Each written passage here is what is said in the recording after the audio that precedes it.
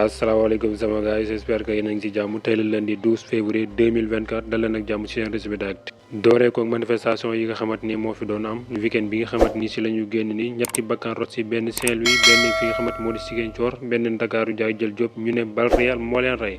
waaye loolee ndax nag président Macky Sall yëng na ko daa mel ni yëng na ko ne ndax nag sa def na benn interview foofu nañ sa bitim réew sa États-Unis di wax ne daal ñi nga xamante ñoo di politiciens yi bu ñu deful ndànk daal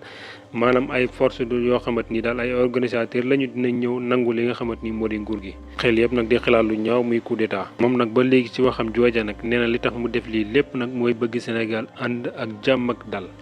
ñi bëggulu Sénégal yi jàmm kay du ñenn ñu dul ñi nga xamante ñoo di ko jë politique yi ndax nag jot nañ benn audio boo xamante ni bu doy waar la lañ sa ndaw sa da wax nag nekk kàddu yoo xamante jóge dayoo la ab dil boo xamante ni teg nañ ko askanu Sénégal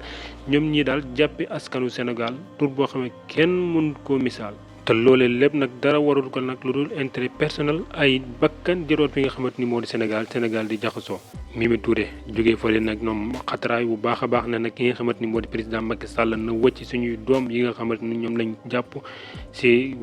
48 heures yi nga xamante ni génn nañ ci. am marche silencieux nag la ñu daal di xaatim bëgg ko def mu war a am nag fi nga xamante ni moo di rond-point CEDEAO waaye direction bi nag école normale la. ki nga xamante ni nag mooy jiite lii nga kuréel gi nga xamante moom la ñuy wax CEDEAO président ba nee nañu nag dina ñëw fi nga xamante ni moo di Sénégal. coalition bii di Diomaye président nag ñoom nag ba léegi ñu ngi wëyal li nga xamante ni moo di seen campagne ak ñi nga xamante ni ñoo di waa PUR. coalition Diomaye boobee nag démb nag amal nañ benn conférence de presse boo xamante ni boo am solo la di si teg sax li nga xamante ni moo di seen ay programme ñu dellu si waat si président Macky Sall ñi nga xamante ñoo di journaliste nag bind ne ki nga xamante moo di président Macky Sall nee nañu daal dina génn ay ñu ñuy wooyu ay détenu politique ba si laaxaale sax ki nga xamante ni moo di président Ousmane Sonko. si journaliste yooyu ba léegi nag ak groupe yi nga xamante ni moo di Walfadjri nag daal dinañ leen di delloo li nga xamante ni moo di seen licence bi ñu daggoon. Coupe d'Afrique ba jeex na Côte d'Ivoire mi ko organisé woon jël na coupe ba mbokk internet yi ñu jox leen di jëyee si kanam incha allah jaa ngeen jëf.